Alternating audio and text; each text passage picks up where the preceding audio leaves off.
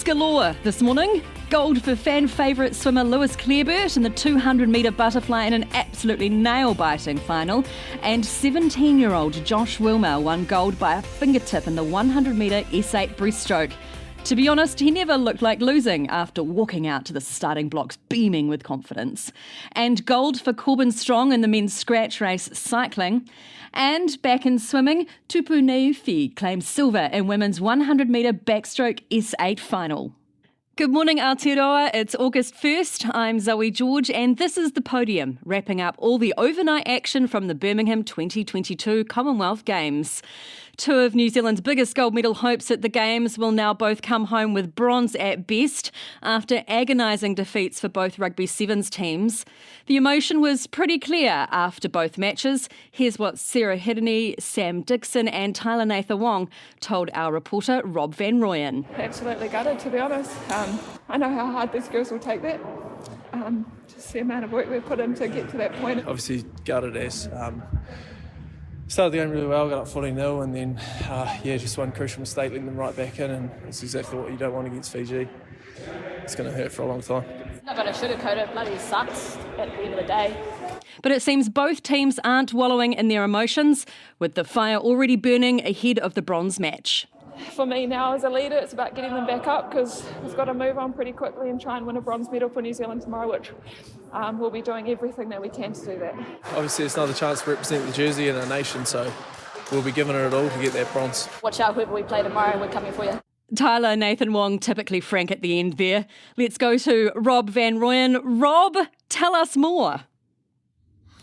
Yeah, well, it's essentially this is two of our brightest medal hopes, both bowing out in the semi-final stages at a time where New Zealand rugby fans aren't getting much joy out of the All Blacks either. So there was a bit of hope heading into the Commonwealth Games that they'd come back with it gold at worst. There was a gold medal chance for both. And the reality is they both had chances to win, and they both failed when they were given chances at the death. So. It's Mark Robinson was in the stands as well, which might amuse a few people. New Zealand rugby chief executive. Oh well, hopefully bronze is there for us. Maybe. Yeah, potentially. I think the Black Ferns Sevens. I can't see them not beating Canada. With the All Black Sevens, they're losing Scott Curry. That was just they're up 14-0 at half after the halftime hooter. They have a chance potentially to kick it out and go in at 14-0 up. They decide to attack. They throw an intercept and Scott Curry does his hamstring chasing.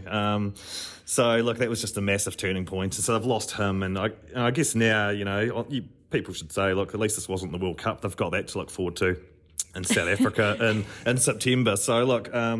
Scott Curry's hamstring is a bit of an issue. They're going to have a good look at that. It sounds like he won't be playing in the bronze medal match, and they'll just have to cross their fingers that he's available for that World Cup. Hold tight, we'll come back to you shortly. But Ian Anderson, you've been keeping an eye on the triathlon. The Kiwis finished fourth in the mixed relay. Was it a gutsy performance? Yeah, it was. England set the pace right from the outset and always looked on for gold the minute Alex Yee established a 20-second lead over Hayden Wilde in the first leg. But the Kiwis hung around. Nicole van der Kay and Taylor Reid kept them very close. There was a three-way battle for the minor medals, and fourth spot was there to grab as well, and then unfortunately that ended up in New Zealand's hands with Andrea Hansen running the last leg, just finding it a little bit too tough to keep up with the pace with the Welsh and Australian woman. And you've been down at the pool as well. Why was Lewis Clareburt's gold medal in the individual medley yesterday so historic? Well, we have so few Commonwealth Games non-para swimming medals this century. That was just the third after Lauren Boyle in Glasgow and Moss Burmester way back in 2006. So he's the first New Zealand male to win a gold swimming medal at the Games in 16 years. And it was a hugely impressive performance, beating Brendan Smith, the Aussie, and Duncan Scott, the Scot, in a very, very comprehensive final display in which his breaststroke, normally his weakest stroke, was almost his strength. And you'll be down there again today. Rob, let's bring you back in. We understand there's some controversy with the raging bull that took centre stage at the opening ceremony. What's been going on? Yeah, there is, it's an interesting story actually. That bull was one of the main factors in that opening ceremony the other night, and it turns out there were 21 names on the ball on a headpiece. No one really knew anything of it at the time. It turns out they were the victims' names of the 1974 terrorist attack at two pubs here in Birmingham. Organisers didn't consult the family members of the victims, who found out in hindsight, and they're absolutely furious about that. They're seeing it as a wasted opportunity to raise awareness around their ongoing fight for justice. So, we went to the medal ceremony and we received an almost 3,500 word document, which was supposed to have every detail we needed to know exactly what was going on. And I can tell you, I've looked at it a few times and there's not a single mention about by the names, anything about them, despite there being a section in that document dedicated to the Raging Bull. And it was put on display, but it's been removed, hasn't it?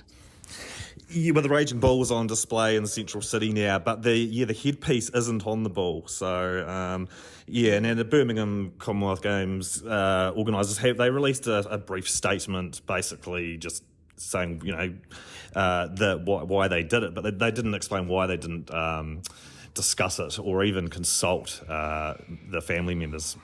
Goodness. And finally, I also understand you had a rather interesting Uber ride today. Yeah, I did actually. I mean, I jumped on. I bought the Sunday Times today, and it was a souvenir edition for the Euro final today, England Germany, and the Uber driver didn't waste his time essentially telling me that he had no time for women's football, which is interesting given there's 90,000 fans packed into Wembley in London watching that Euro final. So, having watched England beat Sweden in that semi earlier this week, a great game, I certainly wasn't in agreement with him. Bearing in mind, I was very tired and was wanting to protect my perfect Uber rating, so I wasn't going to get into it with him, to be fair. Fair enough. Here's what else made headlines overnight.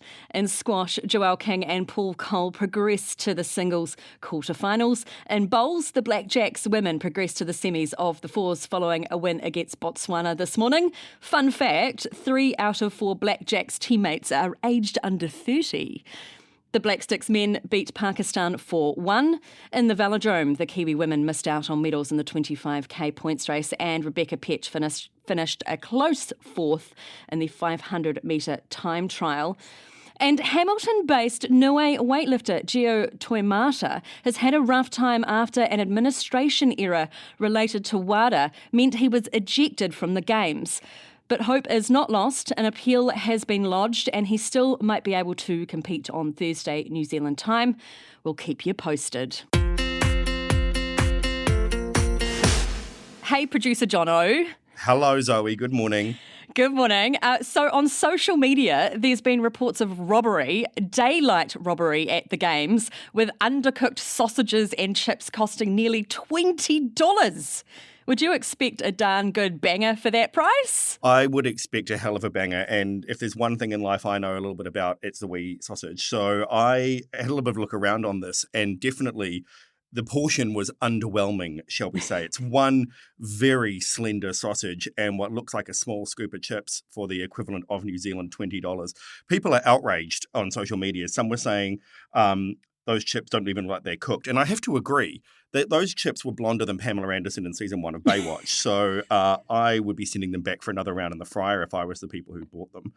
And in the interests of good journalism, I have done a little bit of a scout around New Zealand stadiums to see what you could possibly get for the same amount of money if you were going for to see a sports event.